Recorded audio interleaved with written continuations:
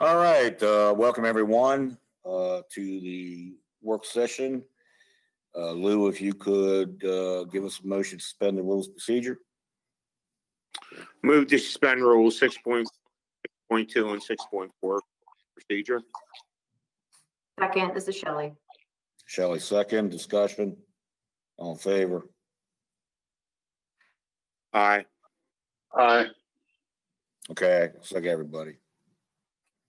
All right, first up on the work session, Scott Nicewarner, COVID-19 update. Okay, Mayor, thank you. Just a couple of things for me today. The first would be I want to thank and recognize city staff to put on the Imagine Hagerstown virtual event Friday night.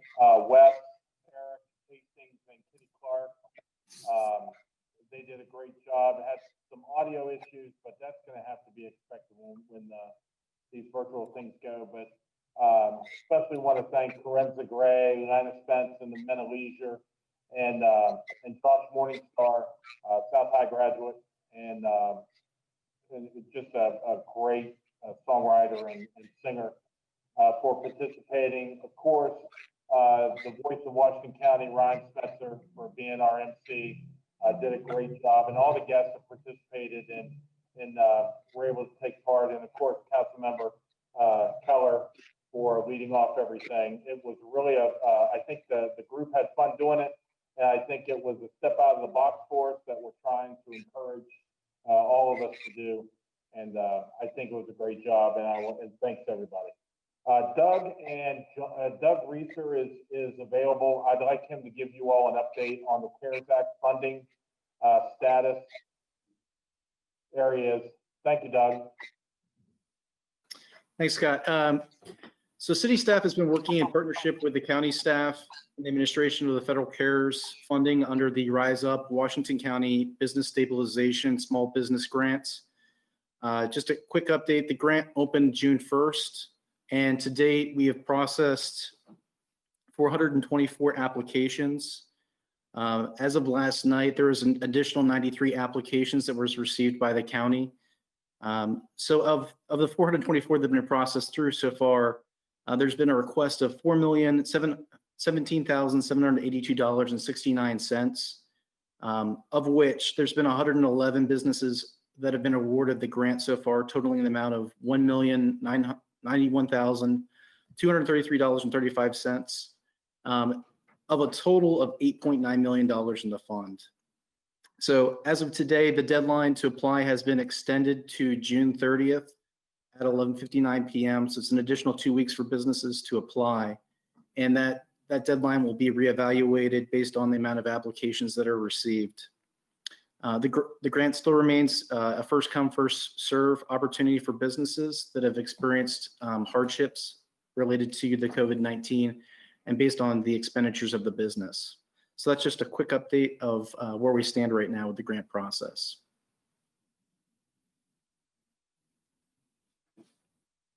Any questions from anybody on that? I think they've done a super job in getting this money out, getting the process through and getting money out to folks. And I think it was also put on, distributed today that the deadline's being extended. So for those that haven't been able to get anything in, I think you all still have time to do that. So we want to get this money gone. So get your application in. Thank you, Doug. Just a couple other things before I open it up to everybody. Pool update on the pool. We're still waiting on the final word from American Pools as to when they can open. We were hopeful at the beginning of the week, but now we're hearing it could be either Thursday or Saturday. So we'll let everybody know when we get a firm date from American Pools. We did close the streets down Saturday night, and that was taken advantage of by a couple restaurants. We don't have any plans to do that this weekend, but we will touch base with the merchants down there to see if it's worth a while to do that another weekend coming up, perhaps the next weekend. So we'll make that determination at that time. I don't have anything else related to COVID. If any of you have any questions, holler out. This is Kristen. I obviously have some questions associated with the softball tournament that occurred at the Fairgrounds Park this weekend. I can have them now, or I can save them for council comments. It really doesn't matter to me. Now'll be a good time. Sure.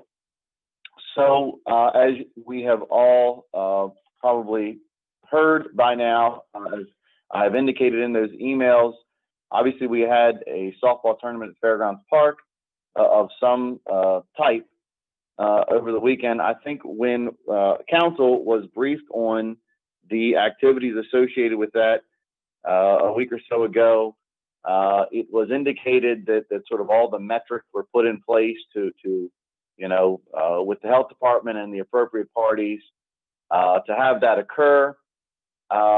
Clearly, I don't think that there was an indication that it was a tournament, at least for me in my mind, that it was a tournament of what I'll call a broad regional nature.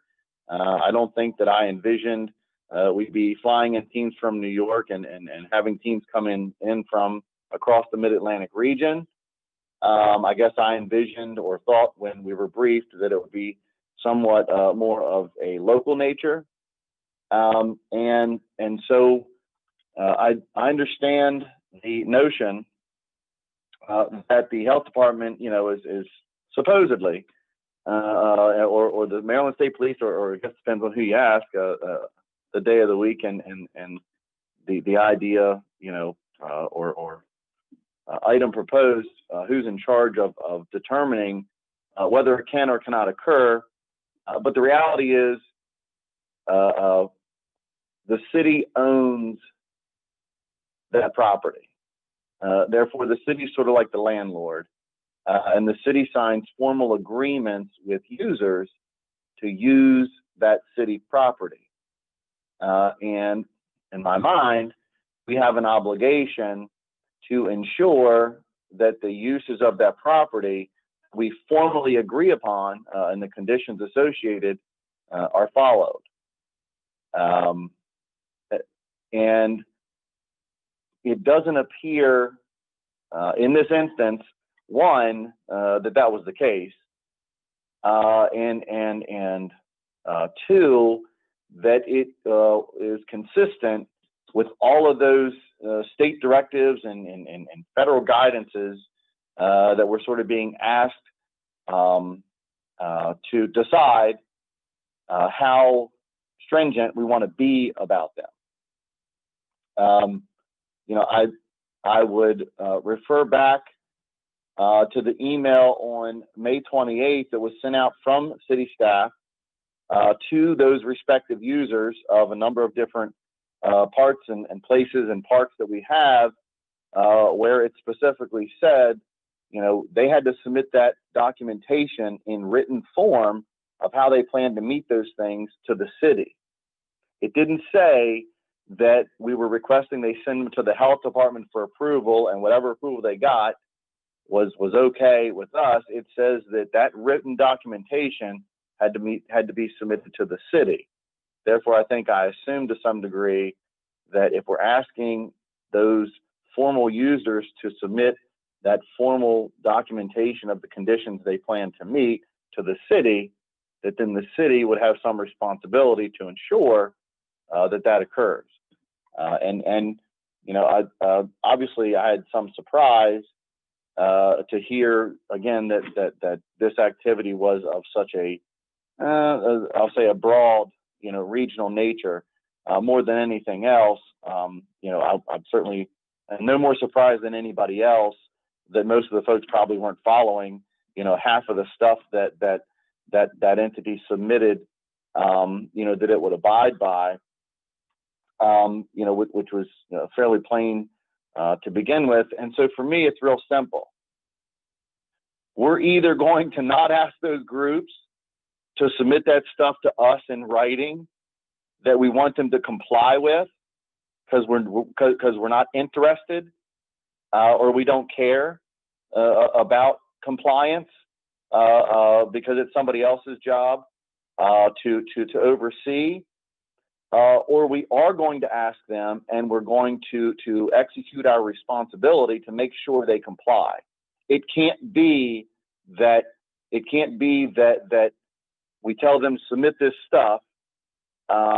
We assure or are assured then that compliance is happening because we've received the stuff, and then know and ignore that all the parts of that compliance that we've expected don't occur.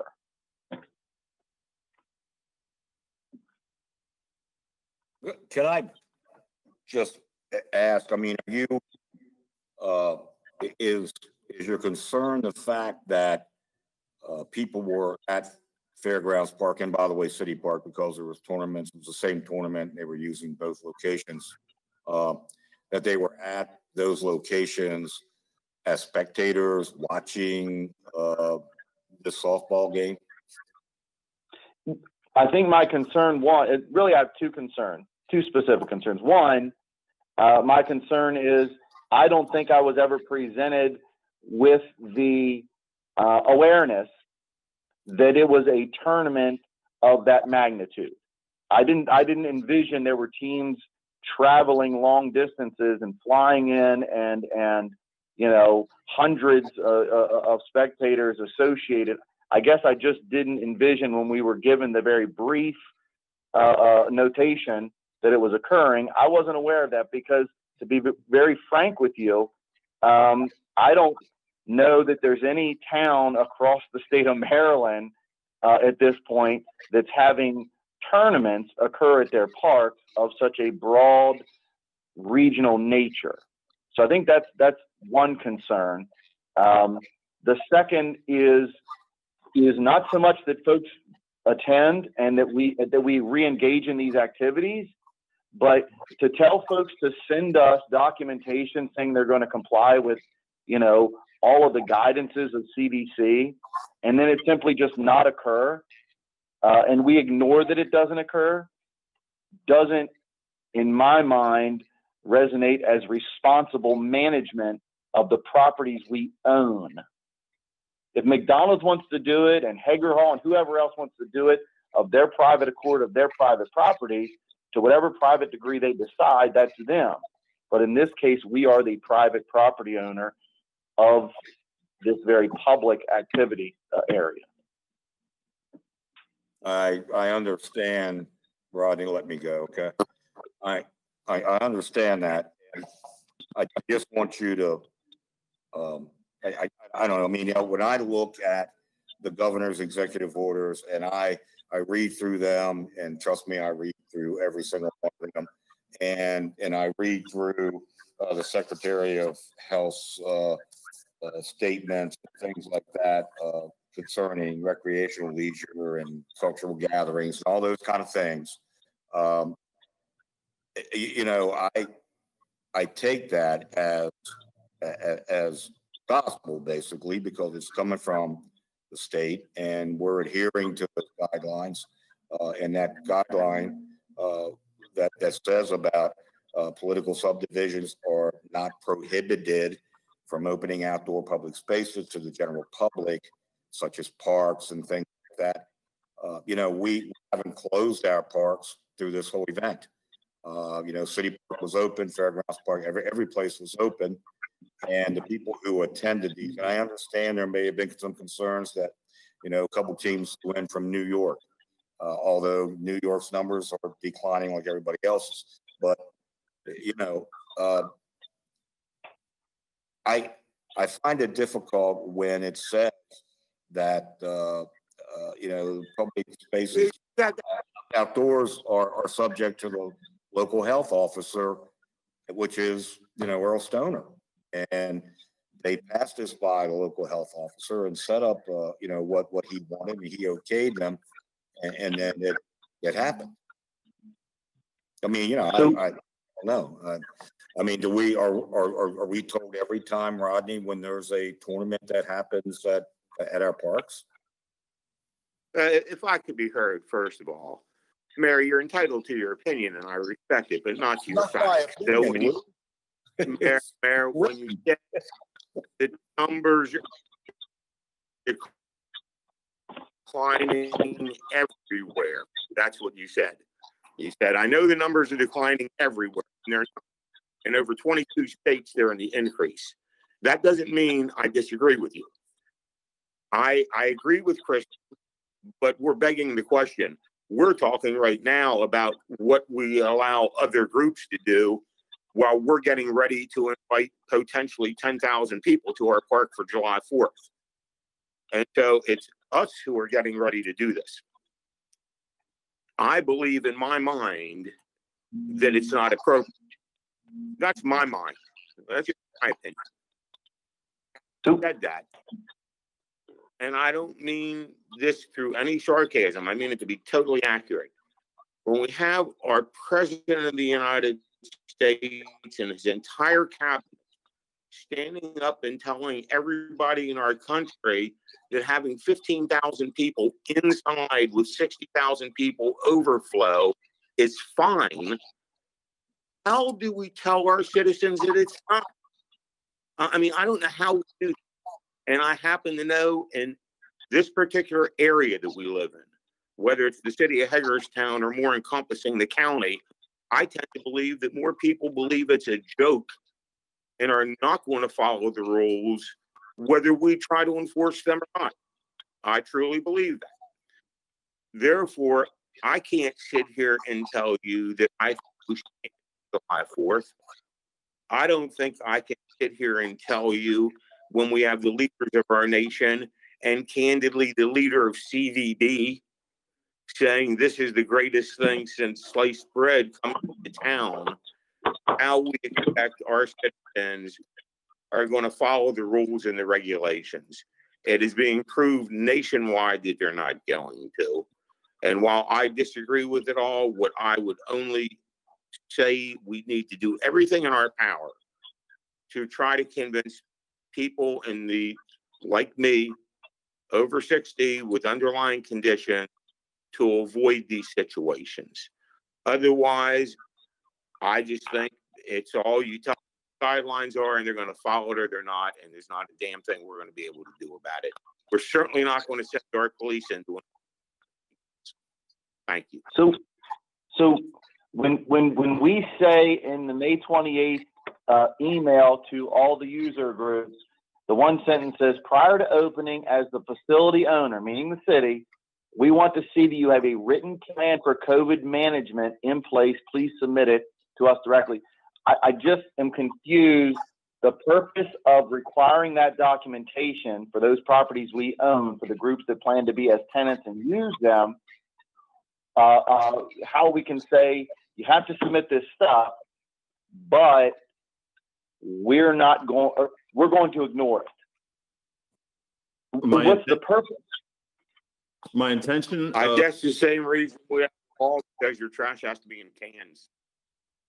Go ahead, Rodney. Well, my intention was simply that they needed to be thinking about having a COVID management plan. They couldn't just show up as business as normal and not have even thought about it. I was hoping if they write it down and that someone would be responsible for it, that they could police themselves and try to implement that plan. And that's true not only at the softball, but ice rink, all the little leagues, pony leagues, all of them were contacting us. And I just wanted them to put together a plan, submit it to the health department for approval, like the executive order said, and then hopefully implement it. And I totally agree with that. The difficulty I have is when folks organize in an informal manner at our parks and conduct activities of their own accord, I would like to hear very clearly whether there is a difference in the degree of liability we have between those things happening in parks that we determine are going to be open and available for those types of activities versus us signing formal agreements with parties that say, we know you're going to have this formal function here. You have to submit this management plan to us in order to carry out this formal function per this agreement we're going to sign, and then not provide any management responsibility over that documentation which they provided. Is there a difference in level of liability? Rodney, did you sign a formal agreement for the softball tournament? I assume what he's referring to is the user agreement that they have, in multi-year user agreement. With that, Nothing been signed by the city regarding COVID specifically. And especially just this tournament or the next tournament or the next one or whatever. Just the user agreement that they have with the city of Hagerstown. Correct. Okay. I mean, is that to prove we don't have an agreement with them? I don't understand the point. Well, I was just clarifying for the general public that it's a user agreement for the softball fields, just like that we have a user agreement for the soccer fields and things like that. That's all I was pointing at.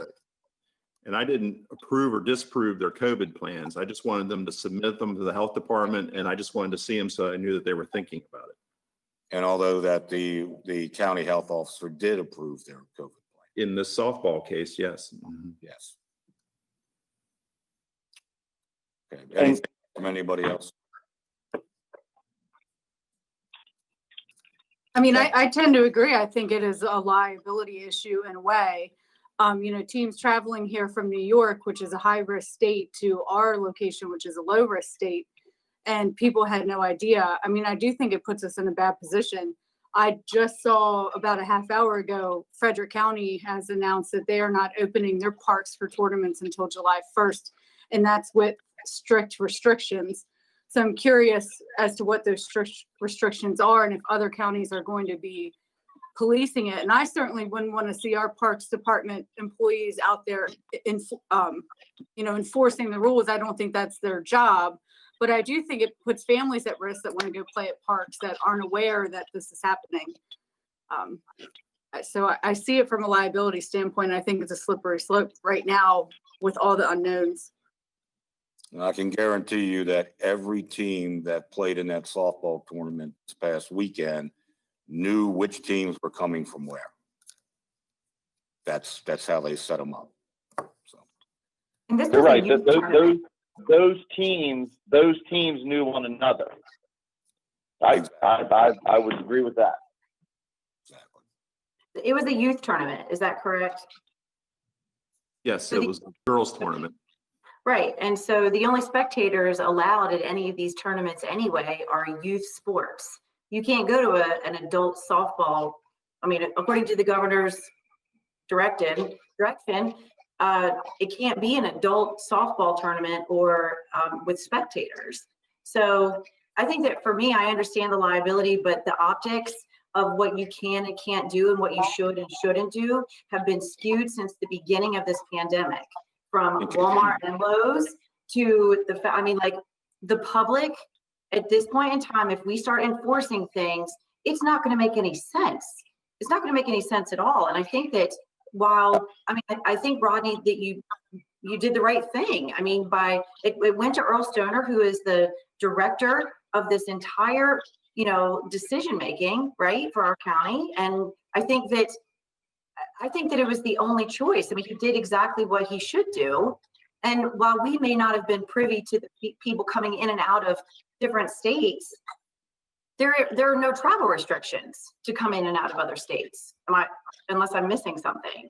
So you're absolutely right. You're absolutely right. There isn't, but the state directives say very clearly to follow the CDC guidances. And all I'm saying is that's a different document, right? And we either, as the property owner, I'm not saying what should be enforced. The city shouldn't be enforcing this stuff at all in any way, shape, or form on those other practices of every other private property owner across the city. What I'm saying is, in this case, we're the property owner, and I just want clarity to say, look, we hear these recommendations you're handing down to us to follow from the state and the federal. They're not requirements. They're guidances and recommendations. We're going to pass on those, and we're just going to let our parks operate the way we want to let them operate. I'm fine with that if that's the direction.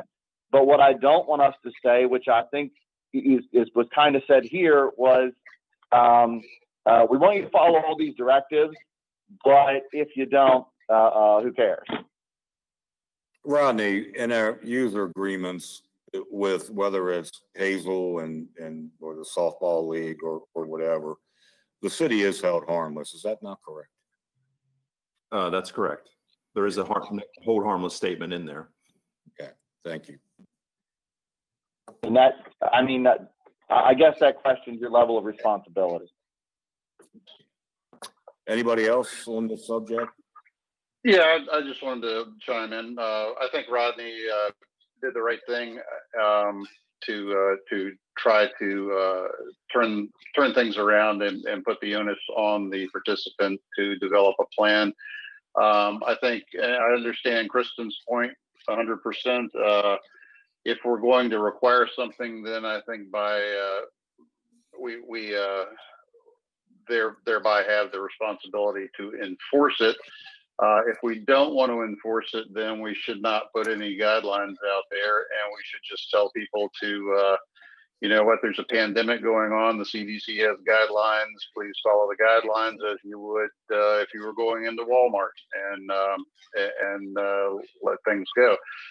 I don't think that, I agree. I don't think that we want to get into a situation where we're going around and trying to enforce things. I will say, to support what Kristen said, I was there at both fields, not intentionally. I was just riding the Hub City Loop on my bike and went by, and I was very surprised to see the number of campers and cars and vans and people all over the hillside, elbow to elbow, with lots of New York plates and everything else. And it was, I didn't expect to see that many people either at fairgrounds or at City Park. So I don't know, you know, if a local family decided to use the pavilion or something next to the softball fields at City Park, they probably were a little shocked when they got there.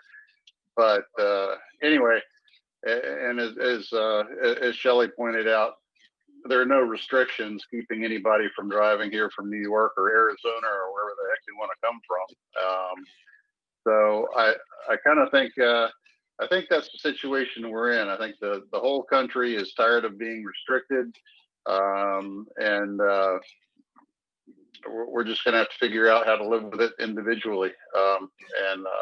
You know, my choice as a citizen would have been to hightail it out of City Park and not stick around and kind of watch the festivities if that's my druthers. So that's my 2 cents.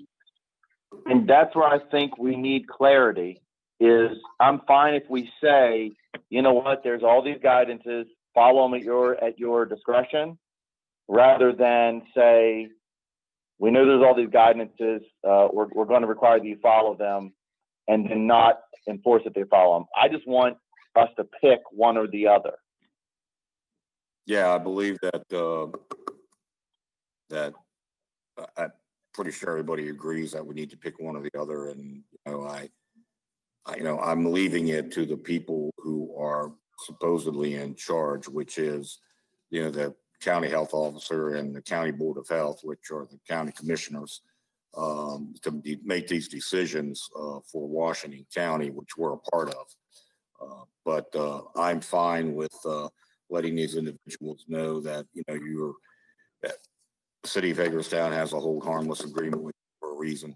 And, we're not going to come in and enforce these CDC guidelines, especially with our police department, considering that, we have enough things going on that we don't need our police department running around trying to enforce, the total amount of people in every single place.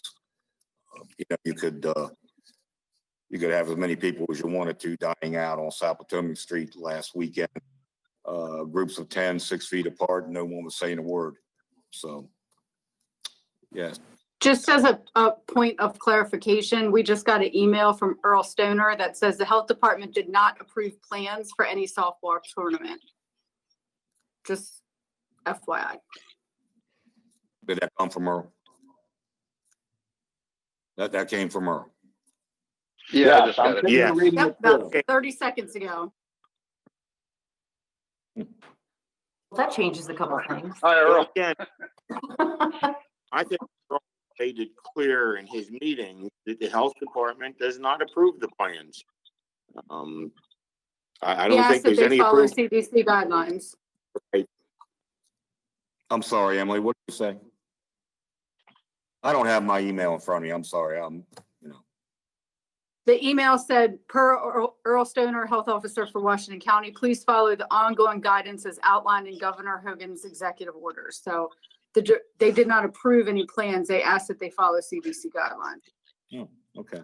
But I know that information was submitted to the health department, Earl Stoner, outlining the plans for this tournament.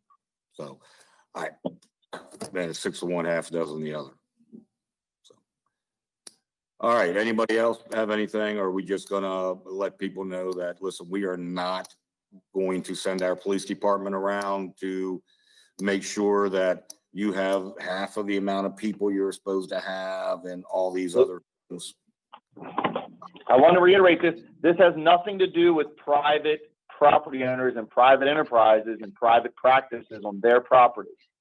My point was only to the public property, which we own, manage, and are responsible for. Okay, so let me reword my question then. Are we in agreement that we are not going to send our police department along to the public property that the city of Hagerstown has control over to ensure that people are following CDC guidelines at every turn? Be it mask, 10 feet of, 10 in a group, 6 feet apart. I mean, are we in agreement we're not going to send our cops to go do that? I think that would be an exercise in futility, and all we would do is create. I know Austin would be. animosity. Appreciate that. I agree with that, Mr. Mayor. Lou does. Yes, Bob. Okay. All right, let's move forward, please. So next up on the agenda is the consent agenda. Regular session next Tuesday. I'll call it to order. It'll be at 7 o'clock. We will continue to do it this way. And then the first meeting that we have on July 7th will be in the council chamber, so that we can actually have a conversation without Lou breaking up and I can only hear every other word. So anyway, next week I'll give the invocation. We have a pledge of the flag. Meeting dates in July 7th, 14th, and the 21st are all work sessions at 4 p.m. And the 28th is a regular session at 7 p.m. And again, we'll have Scott Nicewarren giving us a COVID-19 update. We'll have appointments to the Historic District Commission. Citizen comments will be sent in as per our guidelines right now.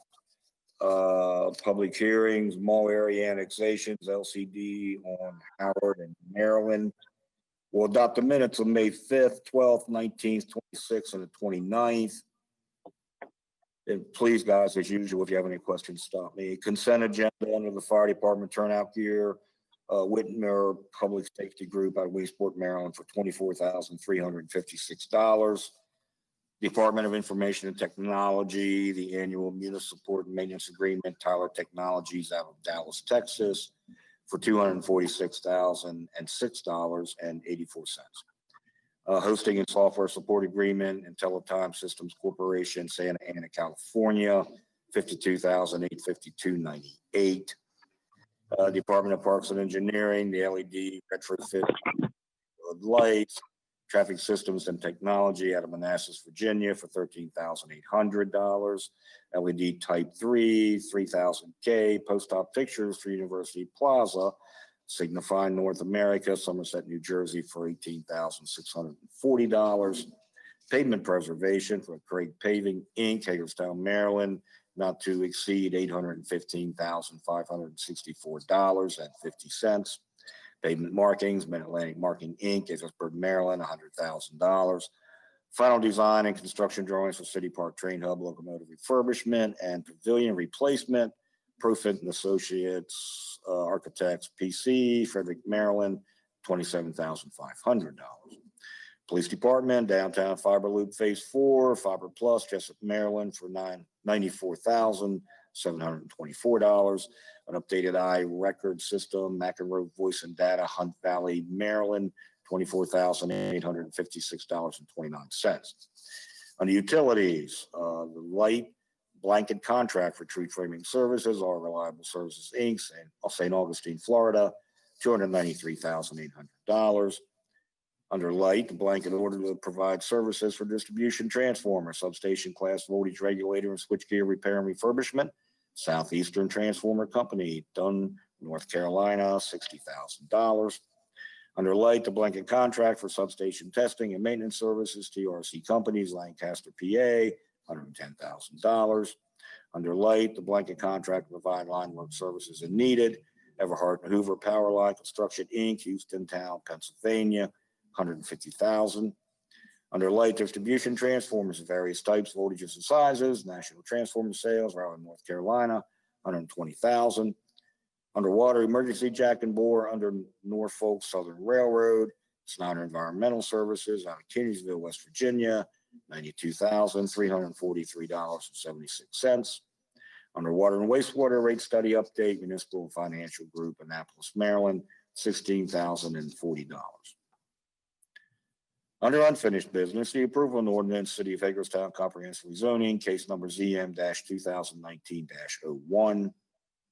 Under approval of an ordinance to establish a deed of easement 9238 Sharpsburg Pike, Public Safety Training Center. Under new business, introduction of an ordinance, quick claim request, North Point Development LLC. The approval of resolution establishing Hagerstown Youth Advisory Council Partner Group Ad Hoc Committee. The approval of resolution to set the stormwater utility rate. The approval of resolution to rescind curb and sidewalk notices and reimburse ones completed since April 2019. The approval of revising curb and sidewalk policy.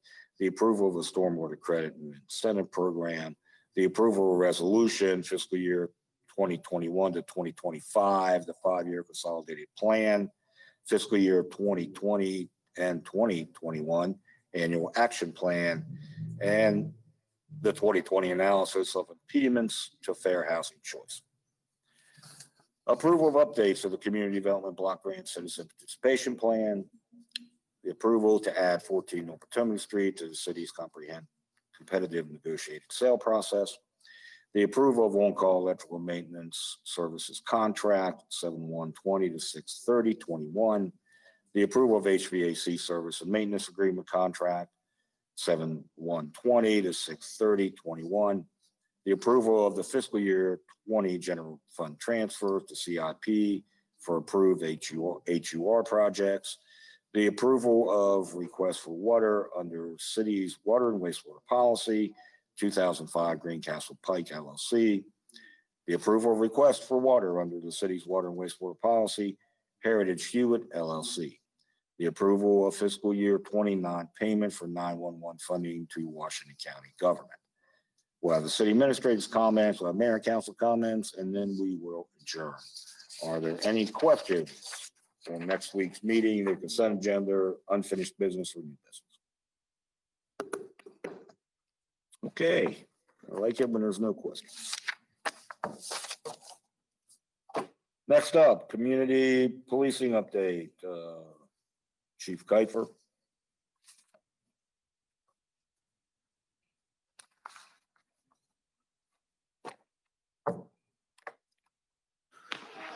Good evening. So I wanted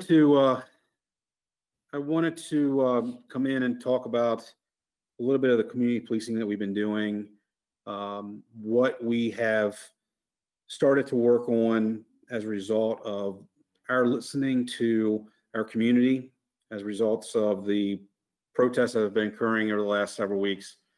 So I'll go over a couple of things that we're in the process of working on, what we are working on, and then I'll let you know what we've been doing all along. So first thing, there is a email string going around with a 8 can't wait topic that keeps popping up that is being asked of police departments to follow. I'd like to address that very quickly. those 8 topics we follow, with the exception of one, and that is the second half of the last one that says that we monitor and capture the threat of force. I'll talk about what we're going to be doing about that, but all those other topics that have been raised in that 8 can't wait email, we actually follow and have followed for many, many years. So if that alleviates some worries from some of the members of our community, and I've gotten a lot of outreach from supporters of our community asking us to follow this. And when I've talked to them in person, they seem relieved by that. So one of the other things that we're looking to do, I've been reaching out and talking to my African-American police officers on my force, and I have 4, and I've talked to a few retired African-American police officers, and I'm looking to have them sit down in a discussion that's facilitated by a professional facilitator with all the members of my department to discuss how racism has affected their lives from growing up through their formidable years into college and into their work life. Also, how it affects them on the job and still off the job. I've spoken to, like I said, I've spoken to a few of them, and we've had some very frank discussions in my office about some of the effects they still feel on a daily basis when they're off the job, as well as on the job. So I think that would be a great opportunity for the men and women in my department to understand what racism looks like to their friends, their peers, and their coworkers. And I think it would be a little safer environment for them to understand that, where they don't feel that they're being targeted as a racist. So the men and women I've talked to and the 4 African-American officers I've talked to told me they thought that was going to be a good idea. So we're going to put that together very soon and facilitate that process. We have recently gone back through our defensive tactics training. We've had our defensive tactics instructors put together a review process that they are going through all the members of the department to look at the tactics that we use along with our use of force policy, and to again review the de-escalation training that we've done. That is a minimal training we're doing at this moment. We are looking at 2 different forms of de-escalation training. One that I attended a few years ago down in Baltimore called ICAT.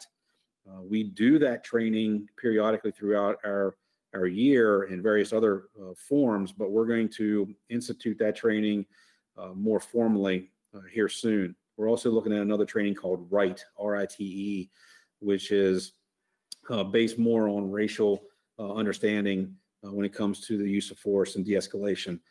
That's a training that's offered up in July in Ohio to train a trainer. So we're gonna look at that. We've gone back through our First Amendment rights review and training that we do periodically, and we do prior to anything that we think is going to be a protest.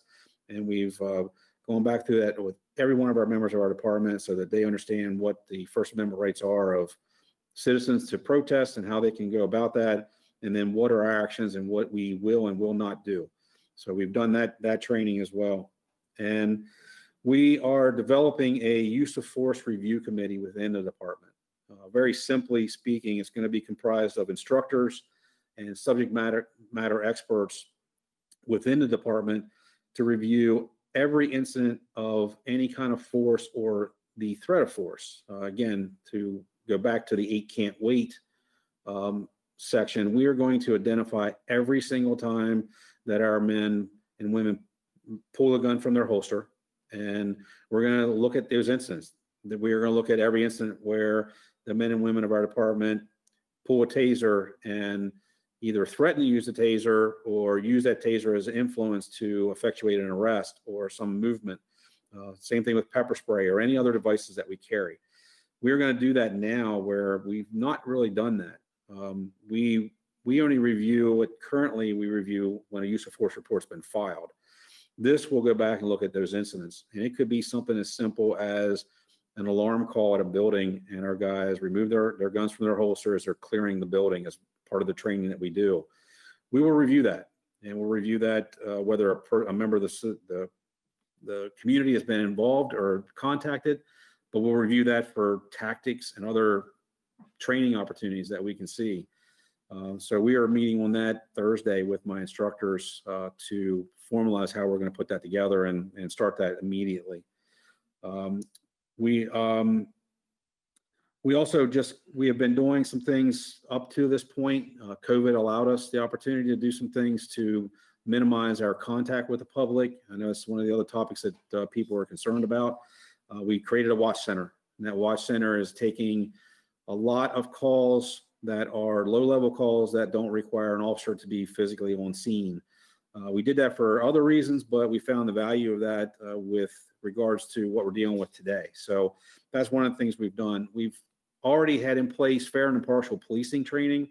We are finalizing members of the department that haven't received that to date, but that is implicit bias training for those of you that don't maybe know what that means, where we are teaching our men and women of our department that we all carry around with us implicit biases of other people, and how that is a benefit to your safety as an officer, but at the same time how it's used to not be a crutch to use against someone. So that's something we've been doing for a couple years now. And we've also been following the 21st Century Police policy that came out from the Obama administration. And that is something we instituted back when that was brought out. And then from the body cameras, we've always done, since we've implemented the body cameras, we do an audit process.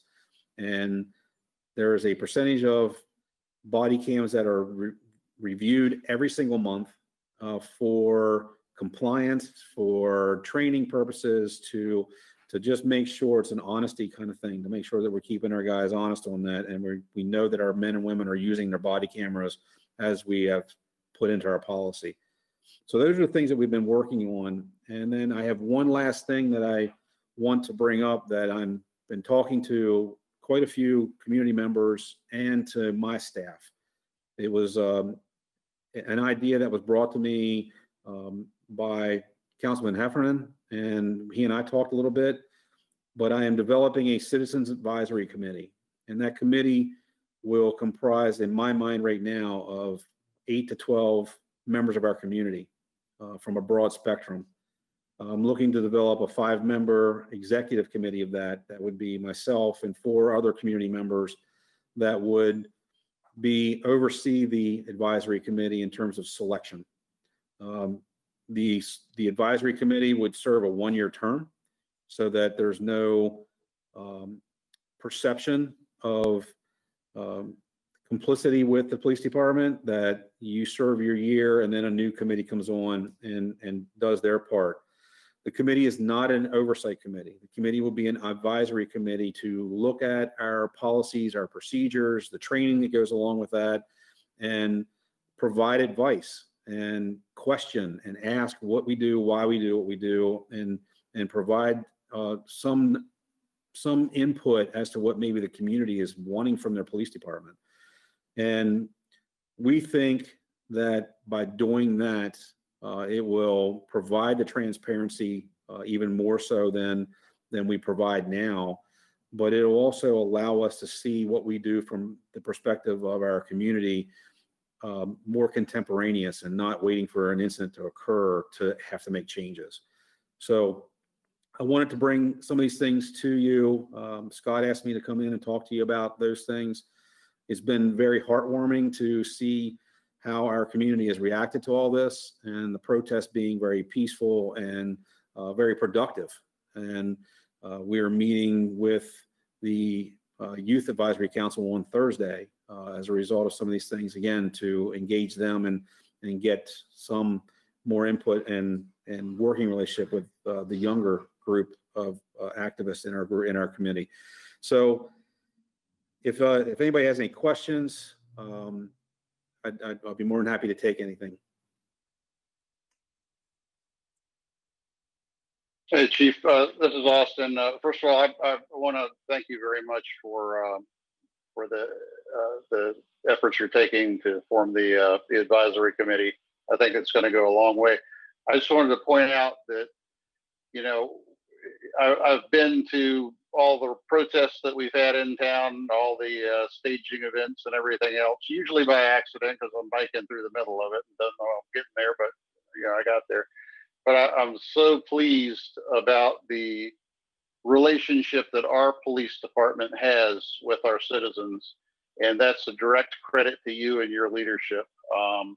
The things that we see going on in other cities, we don't have even a hint of that here, and you are to be congratulated tremendously for your leadership of the department and establishing policies, procedures, and going above, taking your department above the caliber of many other police departments in other cities that have deteriorated to the point that we've seen on TV. So congratulations on that. Thank you for forming the advisory committee. I think that will provide a really good relationship ongoing between our citizens and give them a voice so that they can participate in setting guidelines and in reviewing and maintaining accountability and transparency. So thank you. Thank you. Mayor, if I can say, I completely agree. Thank you, Lou.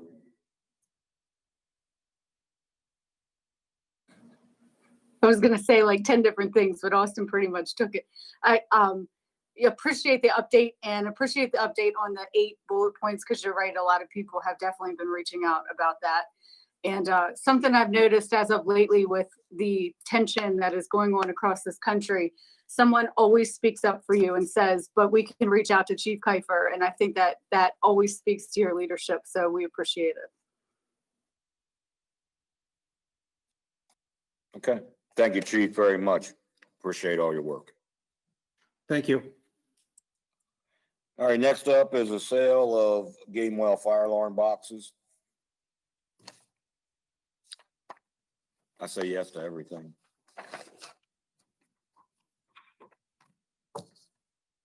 Thank you, sir. Good evening. I'm Adam Hopkins, Battalion Chief. Chief Lure is off this evening, so I'm coming to see you about requesting permission to liquidate the Gamewell fire alarm boxes that used to be in service in Hagerstown for many decades. Were taken out of service 2004, 2005-ish. And they've been in storage for the last 15 to 16 years. They're currently in the basement locked up in the market house. And we'd like the opportunity to get rid of these boxes where we can produce about $15,000 worth of income. It's 84 boxes total. They're each valued anywhere from $150 to $200 a piece for a fair market value, comparing it to online sites where people do sell these things, and then comparing what we actually have to them. And we have each box is rated whether it's good or in poor condition. What we'd like to do with the sale also is offer it to HFD staff first, because the fire department's steeped with tradition, as you all probably know. And since these boxes were actually in service in Hagerstown, we'd like the opportunity to sell it to our staff first.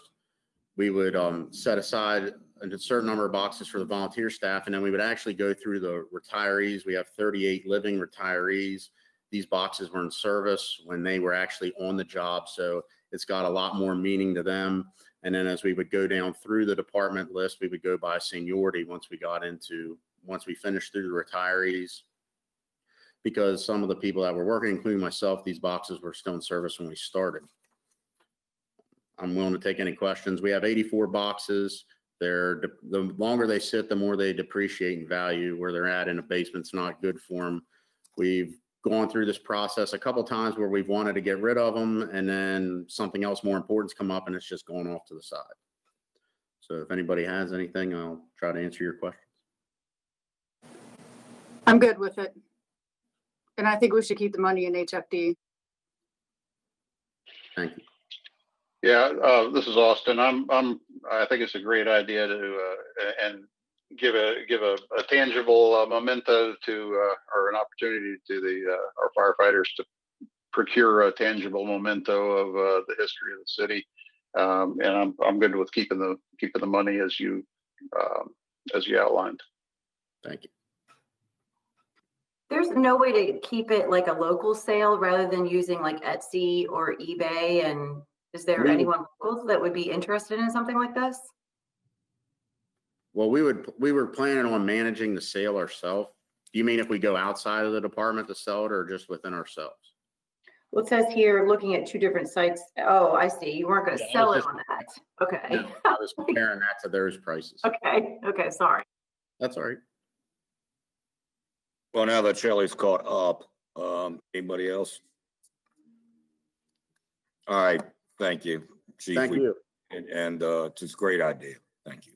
Thank you. Have a good night.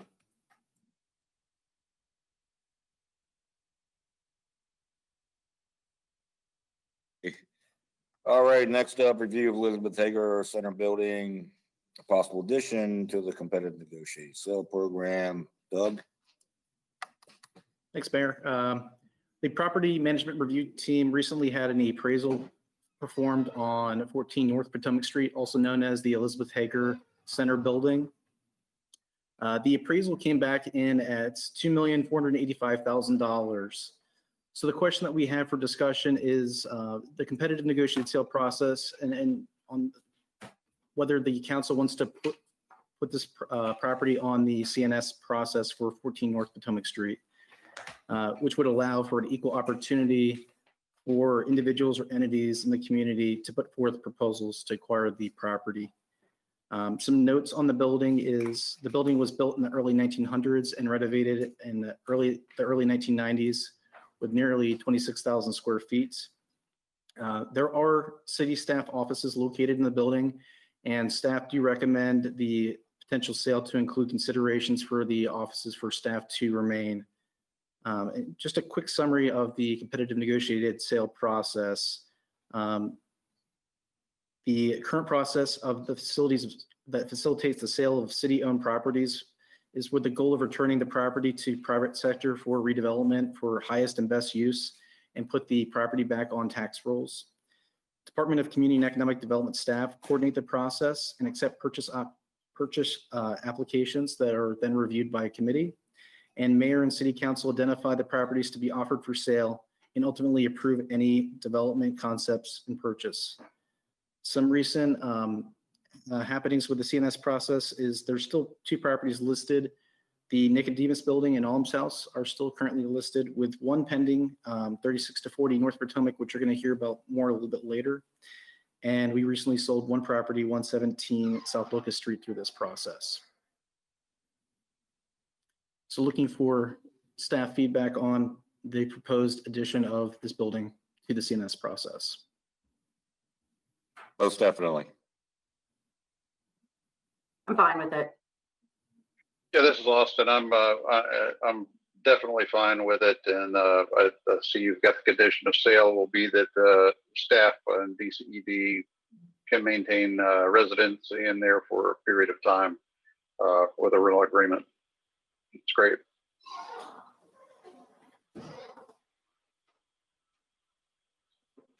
Lou, I'm fine. Kristen? You still on, Kristen? Yeah, I'm fine. Okay. All right, thank you, Doug. Thanks.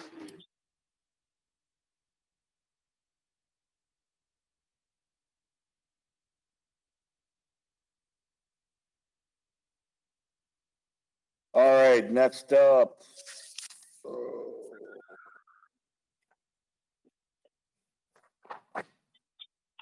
Update on community development block grant planning documents. Jonathan. Good afternoon, everyone. I'm sorry, review of public service funding request. Sorry.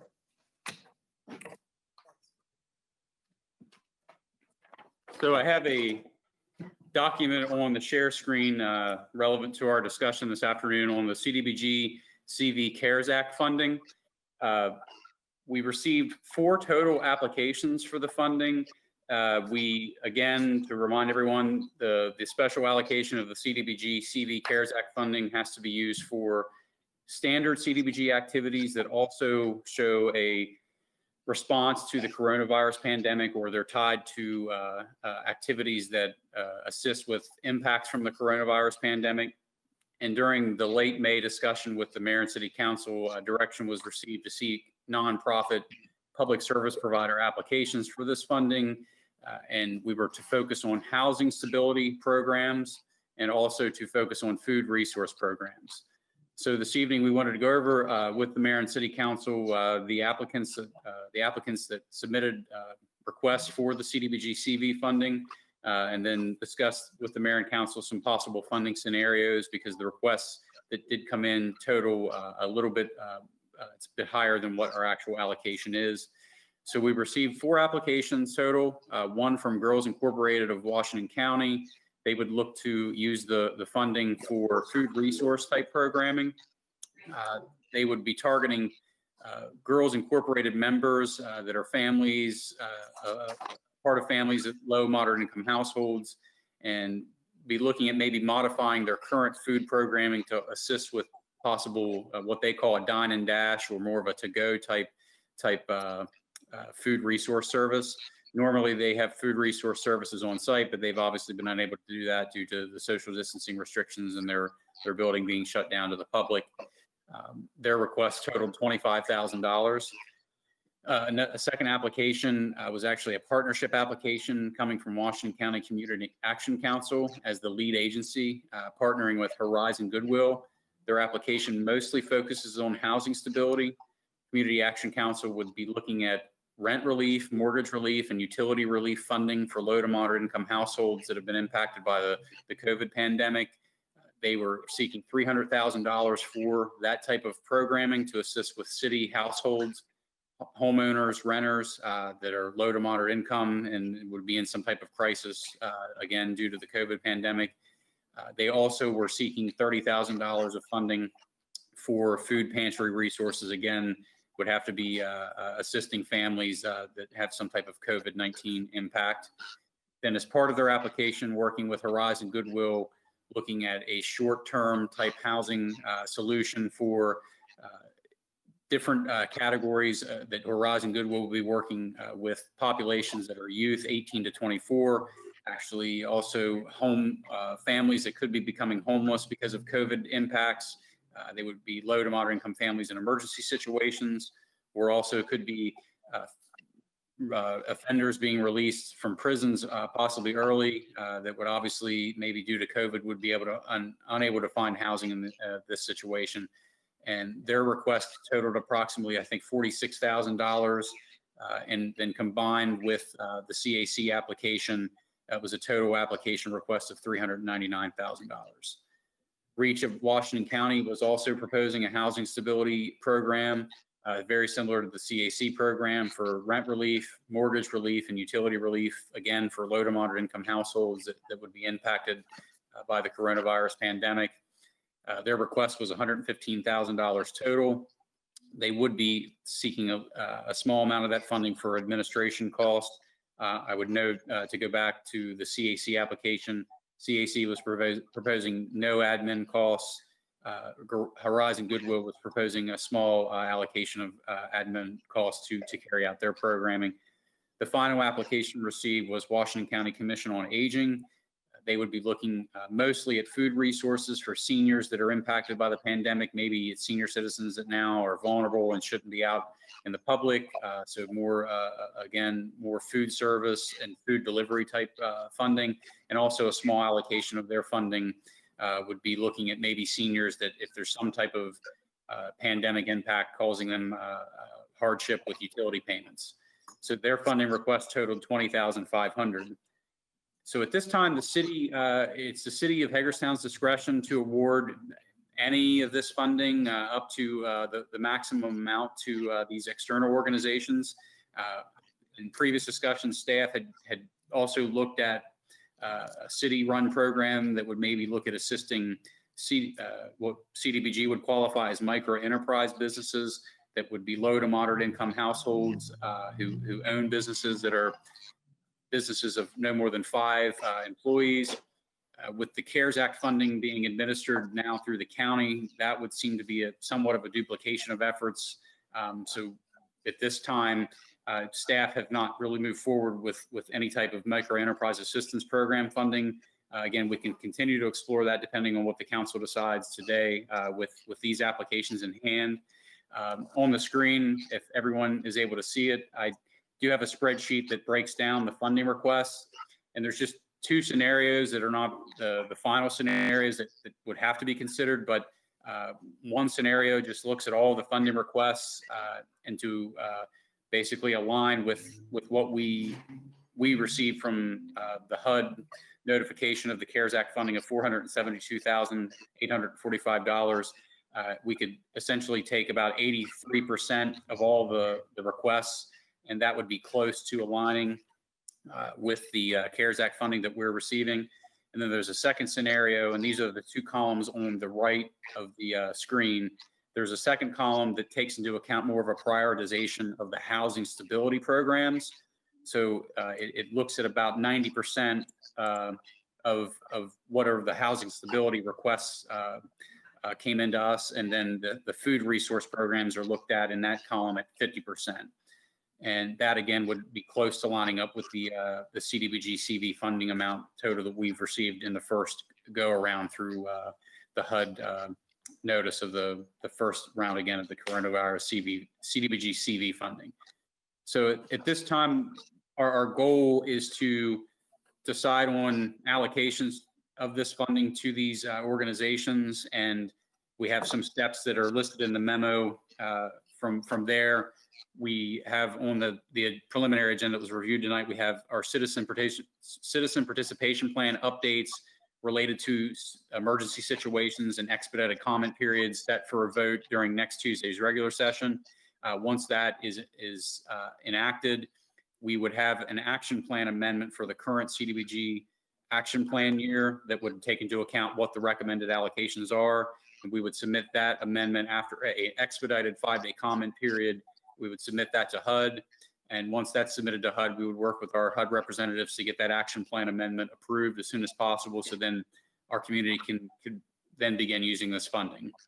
And that would, what we project would hopefully be sometime in early July. So with that said, would like to seek feedback from the City Council on the proposed funding scenarios and or any other thoughts on the allocations that are on the screen tonight. I have a couple questions. For the amounts requested, I'll just use the example REACH, $100,000 for housing stability, $15,000 for administration expenses. So is that entire $100,000 going to go to clients? Their proposal based on how we read the application was yes, $100,000 total would go to clients. They would use an additional $15,000 then for their administration costs and carrying out those services. So for the administration costs for HGI, for REACH, for Commission on Aging, is that qualifies under this funding? It just seems odd to me that administration costs would be something that we would cover when this money, I think should be used to service the people that need it.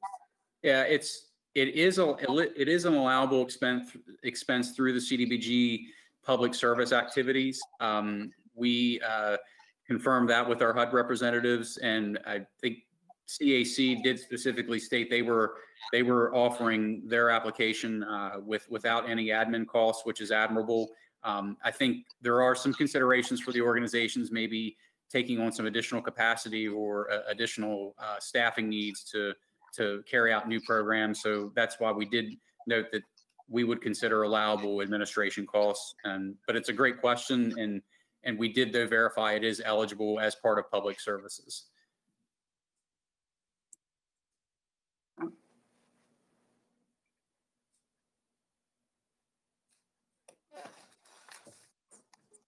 All right, thank you. Looks good. And go ahead.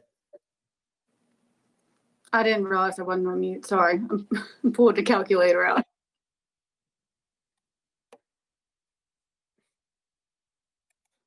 Anybody else have anything for Jonathan other than I'll tell you that, looks good, and I understand that CAC doesn't have any admin cost in here, but this is what they do. So they're not reinventing the wheel. And I know Reach does a limited amount of this, so they would have to have some kind of assistance there.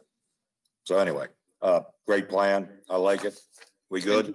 And Mr. Mayor, I would just ask for clarity if the mayor and city council would prefer one of the two scenarios where we could take the allocation requests and just everyone would again have a reduction so we meet what our actual total grant amount is. Because again, the request came in totaling 560,000. So that's about 80, I believe it's 87,000 higher. Yeah. And then the second scenario, again, it cuts the food resource request just a little bit more and focuses more on the housing stability side. So that would be the only thing I would request, any final feedback on. I can't, it's so small, I can't actually see the numbers. So I don't know if everyone else is having that trouble, but, oh, there we go. Wow, thanks. Sorry, Councilmember McIntyre, that was my fault for not having it increased. I thought it was just me.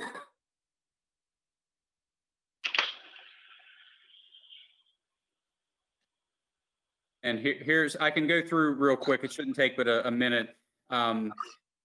In the funding scenario where we would cut everyone just again at an even percentage, so our total request would align with our grant, roughly align with our grant amount. The Girls Incorporated program would receive $20,750. The CAC program would, with Goodwill, would receive $331,838. The Housing Stability Program for Reach would receive $95,450. And then the Commission on Aging, focusing on the seniors, would receive $17,015. And then the final column, if I can get it to shift over properly, this is the scenario that would focus, again, the funding would focus more on the housing stability requests. Girls Incorporated would receive $12,500 for their food resource program. The Goodwill CAC Partnership would receive $341,784. Reach would receive $103,500, and Commission on Aging would receive $12,542. So maybe I'm just overthinking this. I don't really understand the administrative fees. It's about $27,000 that we could be applying to the $87,000 that we're short.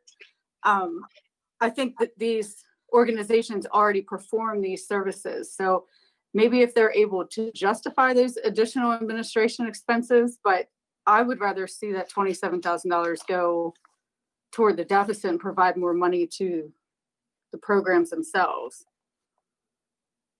And I think the reason that you have that kind of administrative fee is because you have 4 different organizations doing the same thing.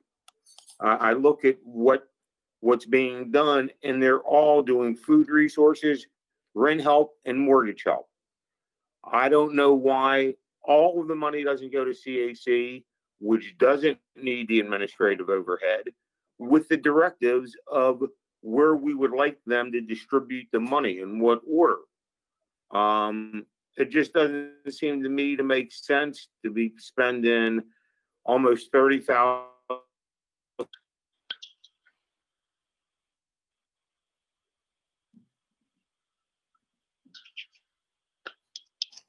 Well, I kind of agree with Lou. Lou, you're breaking up really bad, but I understand where he's coming from. And Jonathan, why couldn't we allocate all to CAC and let these other entities get the grant money from them? We could certainly discuss that with Jordy Newman, Executive Director. It's similar how they are setting it up with the partnership with Goodwill. And we could report back from there. A lot of this is new to us as well. And I think these agencies are just, looking to see maybe if they have clientele that they're typically working with, maybe they're able to assist with folks that are familiar with their organizations. But again, that's something we can certainly revisit and make that decision. That's again, it's up to the city council and the city of Hagerstown on how they want to distribute this funding. So just because we received an application doesn't mean it has to be awarded. And correct me if I'm wrong, but I think the utilities owed right now, because they were talking about mortgage rent and utility relief. Isn't our utilities owed right now to the tune of like $1 million? So it would be beneficial to have a lot of money going into that fund because it's going to be needed for sure. Yeah, this is Austin. I agree with Lou's point too about trying to, and Emily's about trying to decrease the amount of overhead managing the funding of these programs. So yeah, if we could centralize the distribution through CAC that already has that infrastructure in place, I think it makes a lot of sense. The food resources, I'm good with though, because I think the food resources is an absolute necessity in our community right now. Well, and I think that Lou is right. I think that each one of these organizations are doing the same thing. But it's really a matter of, as long as Jordy, the CAC would be okay with it, because they're serving different clientele. So Girls Inc. is not serving the same people as CAC, as REACH, as the Commission on Aging. So although I think it's great in theory, and CAC could manage it, I'm just not sure if that's going to be allowed because CAC doesn't have Girls Inc. clients. So that's why I think we should keep the food funding, because you're right. Girls Inc. is funding Girls Inc. Commission on Aging is funding Commission on Aging. I think the food funding is fine. It's a relatively small amount compared to the rest of it.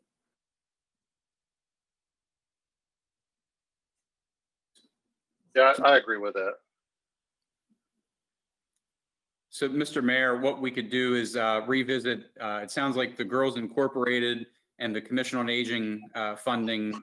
I would only ask if the amounts, if they would like us to keep the amounts at the even cut across the board, or the final funding scenario that was on the screen showed the amounts for food resources cut at about 50% based on the total request. If there's any feedback on that, and from there on the housing resources, I can get back together with Jordy Newman and Dana Jenkins and REACH and see if there's another way to work this that maybe centralizes the assistance. I like the even split idea. Yeah, I think you need to do it that way. I don't think that you can pick and choose. I think you just take a number and make it so. And maybe get with Jordy over at CAC, find out what he can and cannot handle, and let us know what that is so that we can make a final decision. Okay. I'll be in touch with Jordy, if not this evening, tomorrow, and then we will get back to the city council on that possibility. We want to get this money in people's hands as fast as possible. So. Thank you. Also, Mr. Mayor, just along those same lines, we've reached out to Jordy Newman, and Jordy and Beth Everhart, the support services manager, are working on an outreach to ensure that those that are going to have issues with housing stability and utility relief, that they get the information on where to find these funding sources, and try to flood the area with that information before the moratorium on evictions and service cutoff starts. So we're working really hard to try to get not only the money out, but also the information out on where this money is going to be available. Sounds good. Thank you, guys. All right, Jonathan, you're up. Update on the community development block grant planning documents. So we are also in the midst of the standard CDBG plan approval, plan creation, and plan submission. And I actually have a consultant representative here from Urban Design Ventures, Mr. Dave Jordan. He's going to join here in a minute. Each year we have to submit an annual action plan as our application for our standard CDBG funding. We are also in the midst of our 5-year consolidated plan that's required to be submitted every 5 years for our CDBG program. Also part of that is a study known as the Analysis of Impediments to Fair Housing Choice. That is also in the process of being finalized and to be submitted to HUD. And Mr. Jordan's going to come around and he has a PowerPoint that we can put on screen here. And he's going to describe the process and what Urban Design Ventures has assisted with beginning, I think, probably back in October of last year through the planning process and hopefully a light at the end of the tunnel of that planning process and submission, which would be at the end of this month to HUD. So just 1 second here and I will share the screen for the PowerPoint.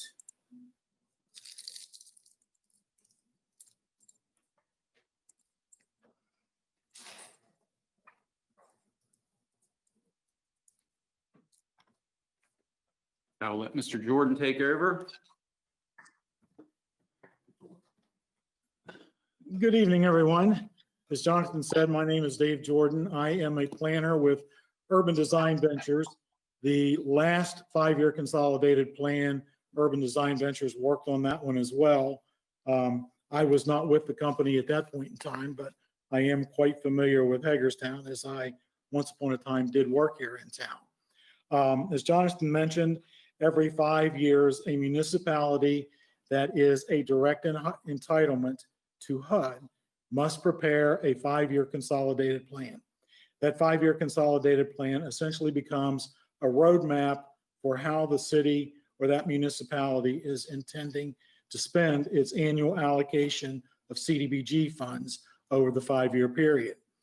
The annual action plan, which is done every year, is how the city proposes to HUD how they're going to spend their dollars specifically for projects.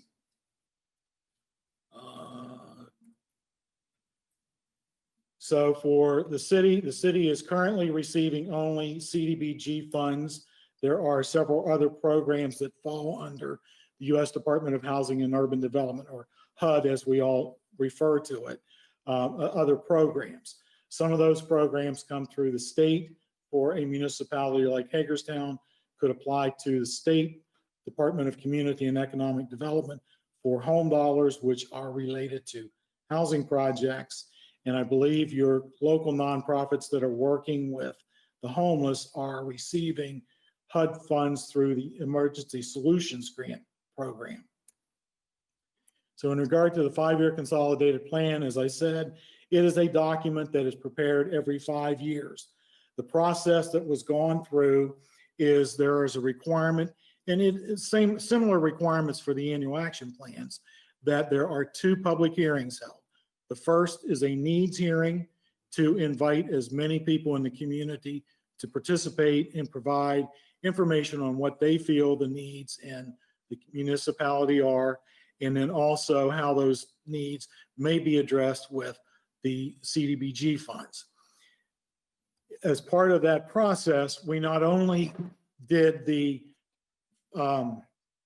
public hearing, which was held at the library, actually back in January on the 11th, and we had three persons in attendance, which is somewhat unusual at times because a lot of times folks do not typically show up for meetings like that. We also established that week that we were in town to do the public hearing, we set up a series of meetings with various city departments, various nonprofits and for-profits in the community to also ascertain what they see as needs in the city and how CDBG funds may potentially be able to assist with addressing those needs. Then after we did the assessment of the needs in the community, we've completed our field work.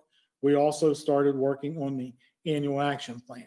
Again, the annual action plan, as I mentioned, is the document that specifically says how funds are going to be expended for the upcoming year.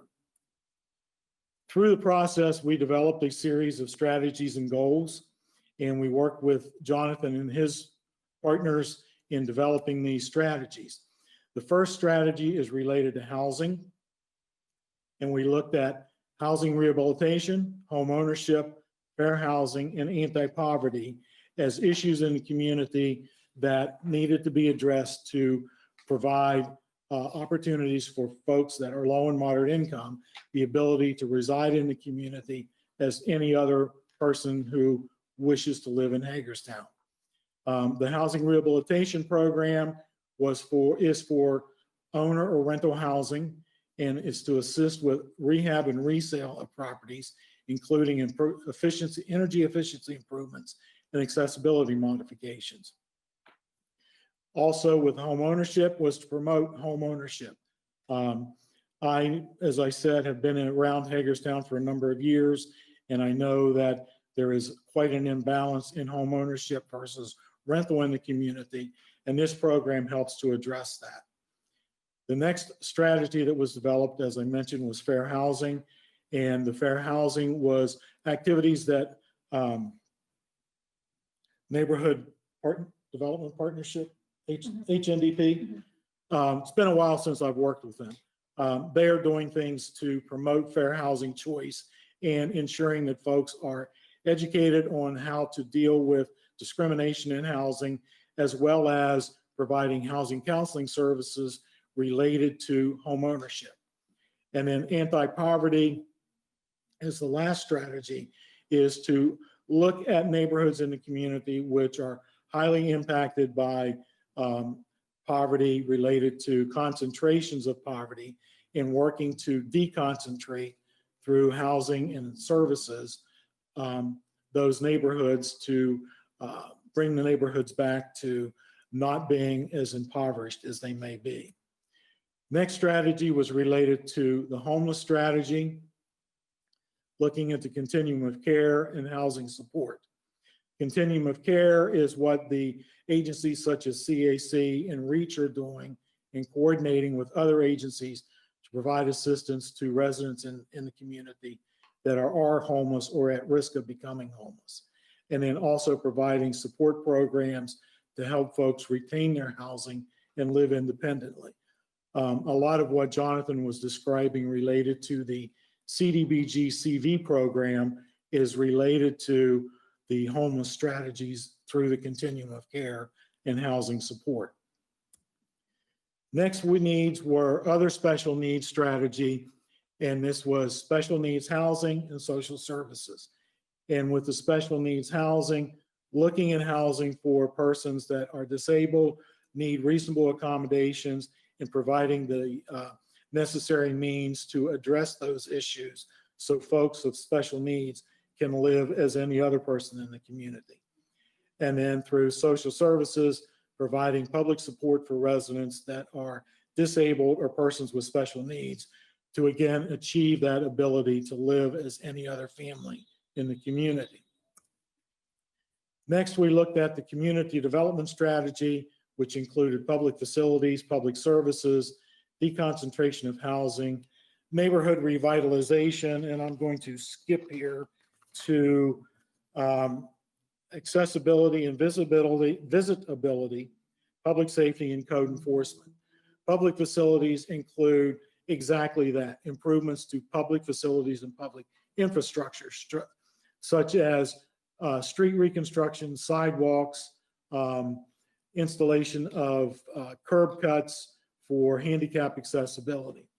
Public services include programs such as the programs that Girls Inc., Boys and Girls Club operate, and the Commission on Aging operate to provide services for the youth and elderly throughout the city.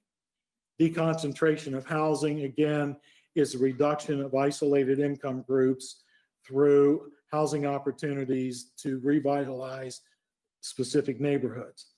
Then neighborhood revitalization is making strategic improvements to neighborhoods and other areas in the community, such as removal of dilapidated structures or cleaning up of vacant lots and things that would improve the neighborhood and improve the living conditions for the residents of those neighborhoods. Back to accessibility and visitability.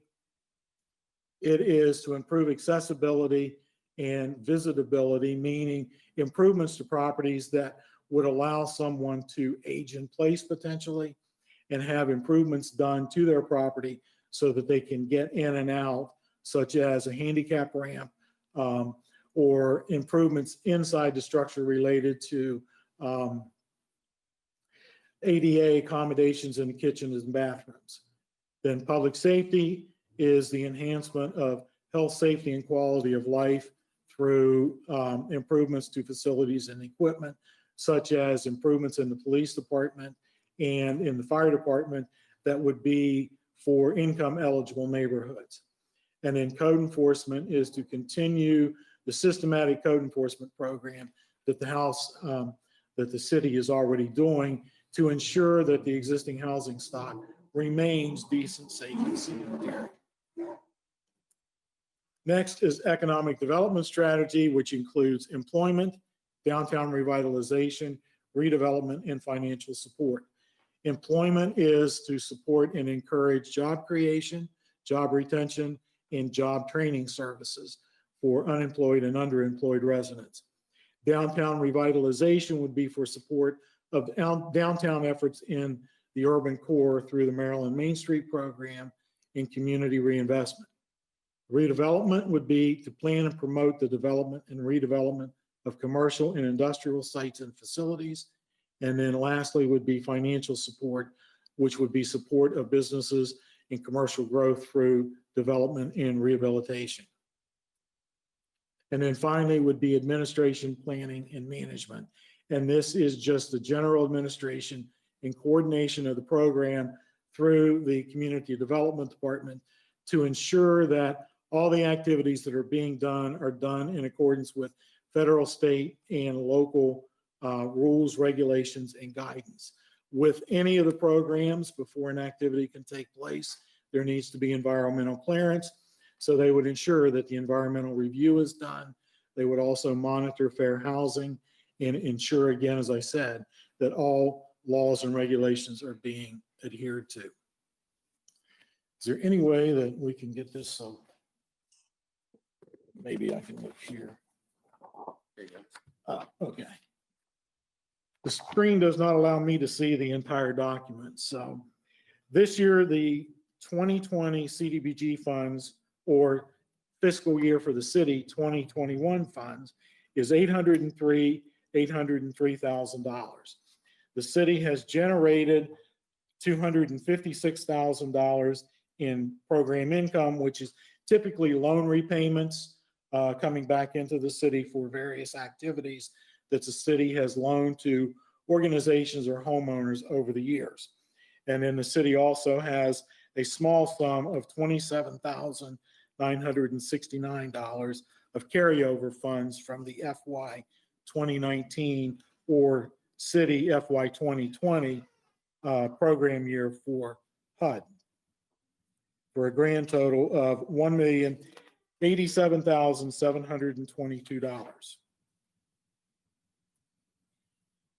The city, as was described with the CV funds, took applications from various organizations to receive dollars for various program activities.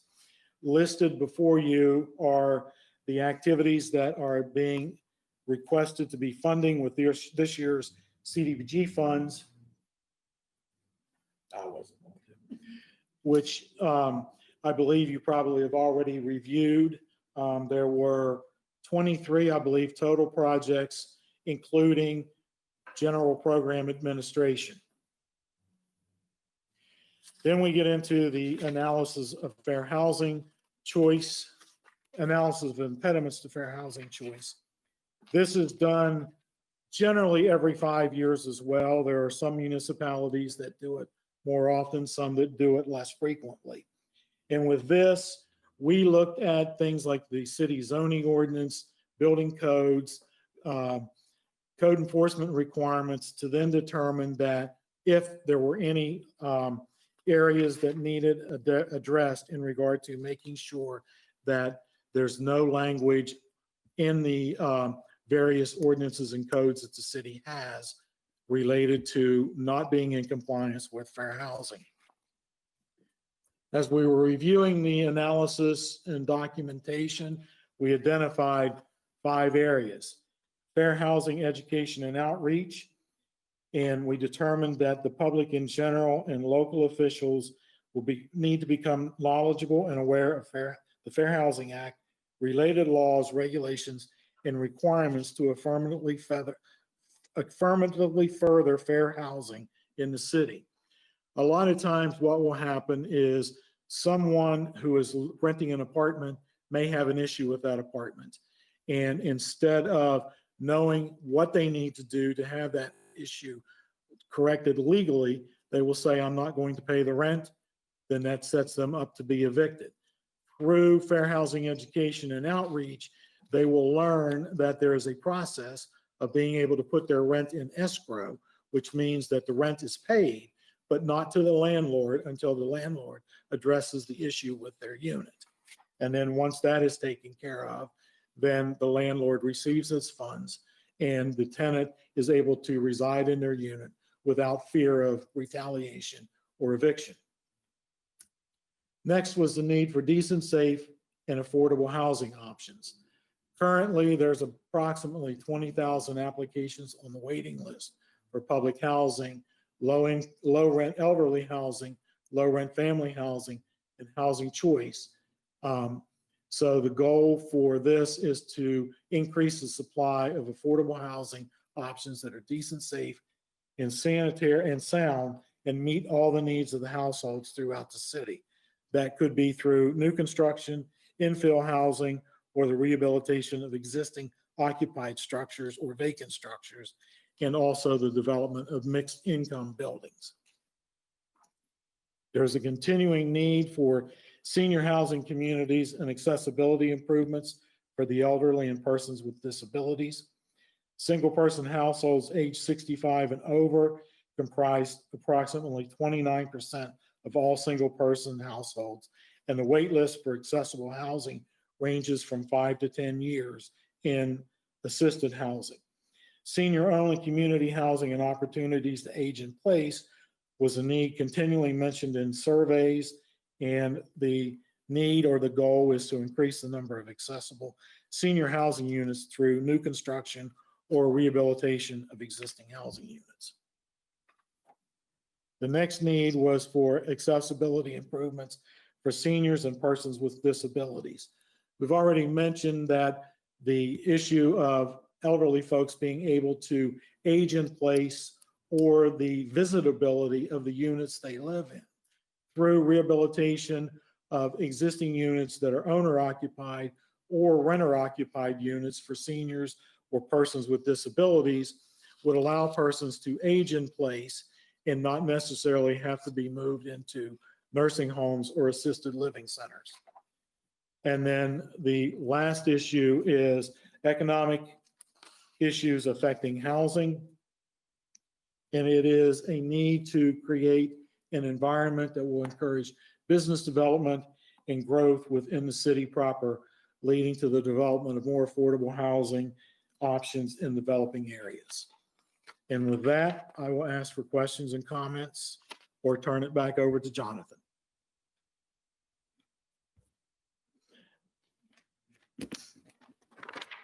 Anybody have anything? It is an awful lot to ingest at one point.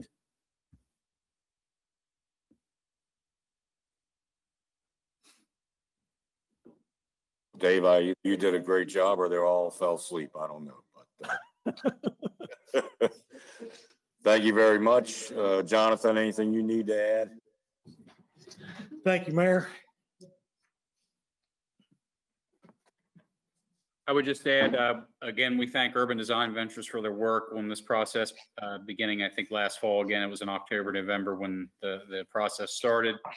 And the regular session vote for next week includes a resolution that approves submission of our documents, all these planning documents to HUD. And we would then, from there, submit everything to HUD through the online platform and begin expenditures effective July 1, 2020. Okay.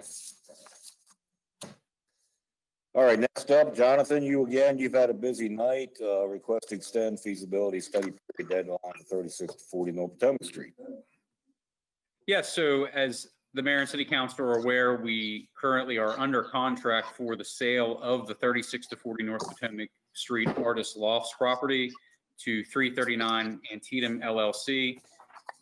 And during the process of working with Mr. Lloyd Thoburn, who's the managing member of 339 Antietam LLC, we did add a feasibility period, an economic feasibility period upon him executing that contract, as we had approved everything back in February. Then, of course, the pandemic and related impacts started to hit in March, and that was actually during the ordinance wait period.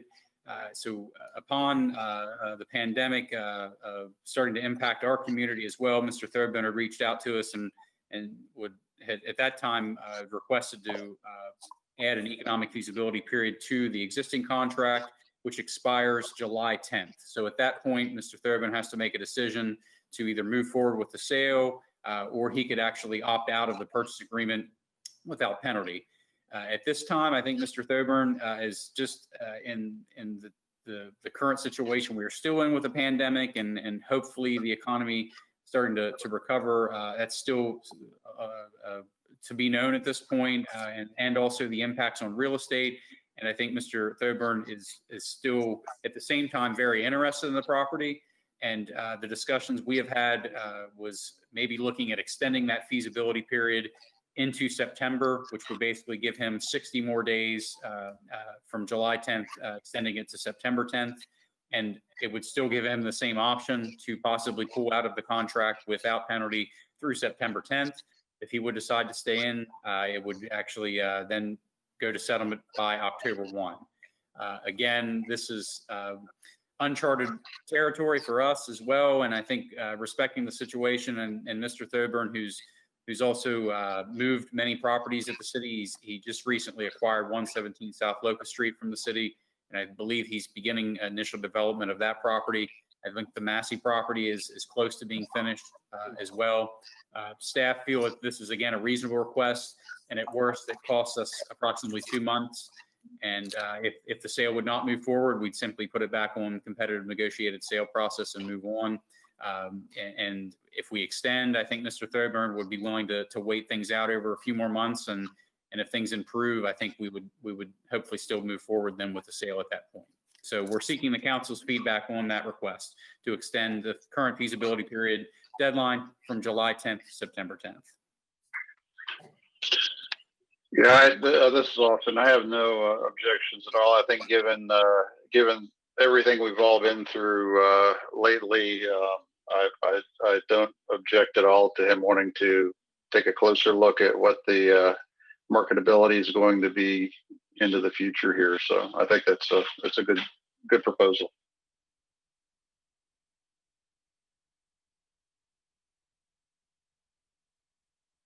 I'm good.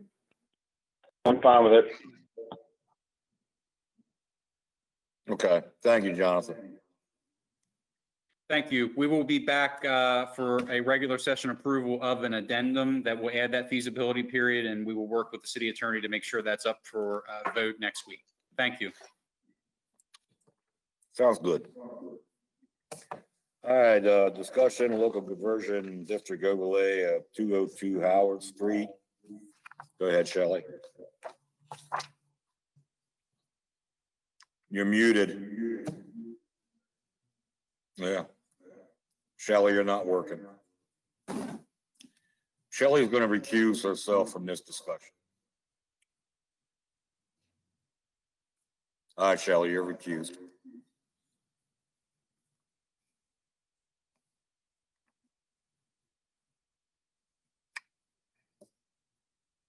Go ahead, Megan. Okay. So the City of Hagerstown Planning Commission has made a recommendation to approve the rezoning application for a local conversion district overlay at 202 Howard Street. The application was filed by Daniel Wolf of Gideon Properties, 382 South Cleveland Avenue. The local conversion district is for the purposes of converting the vacant structure to 3 residential units and 1 commercial unit as it was previously configured before losing its non-conforming status. The property is considered a vacant mixed-use building. It's currently zoned R-Mod, moderate density residential, which would only allow a 1 to 2 family dwelling on the property. And I did provide just a couple paragraphs on the purpose of the local conversion district overlay, but essentially it's to simulate the adaptive reuse of existing non-residential and mixed-use structures that are within residential districts and communities. So during the Planning Commission public hearing, we didn't receive any public input. So Planning Commission therefore recommends approval of the local conversion district overlay. Like I said before, staff believes the building was always used as a mixed-use building and that the reoccupation as was previously occupied with 1 commercial and 3 residential units will fit the character of the surrounding area. And in some of the attachments I provided, I also mentioned that one of the Planning Commission's conditions is for them to extend the parking lot and assign 2 spaces per unit. So that was really their only condition for approval. And I also provided existing and proposed photos. So if you all have any questions about the reoccupation, I can answer those. Oh yeah, and there will be a public hearing next week too. That's why we're discussing it now. I have no objections to it. This is Austin. I do have a question though. I remember having discussions about this property over and over and over again with the owner begging to be allowed to utilize the property in the manner in which it was originally constructed, and roadblocks were thrown in the way every step of the way. Is there any way we can get to this point to allow use of a property that has been sitting idle for so long? It just seems that this thing has been through such a turmoil to try to get to this point where we finally get a little bit of resolution and try to encourage somebody to do something which looks pretty nice from the drawings with it. Yeah, I think the initial conversation revolved around trying to have those uses allowed in the R-Mod district. And this is kind of, the overlay is kind of a way to allow these mixed-use buildings to be reoccupied as they previously were, but that are permitted by the zoning districts. We had to amend the text to allow this much density on the property. The reason there was a delay is because we had to amend the zoning ordinance to allow it to be 3 units in a storefront rather than just 2 units in a storefront.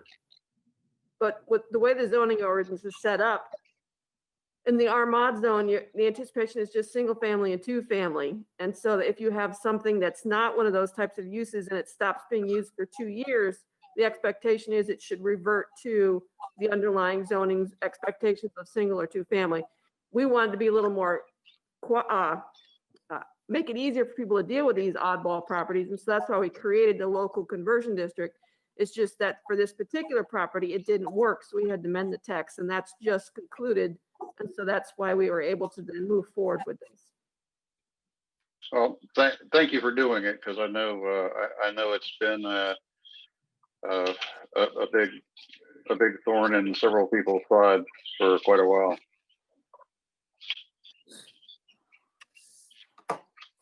I'm good with the changes.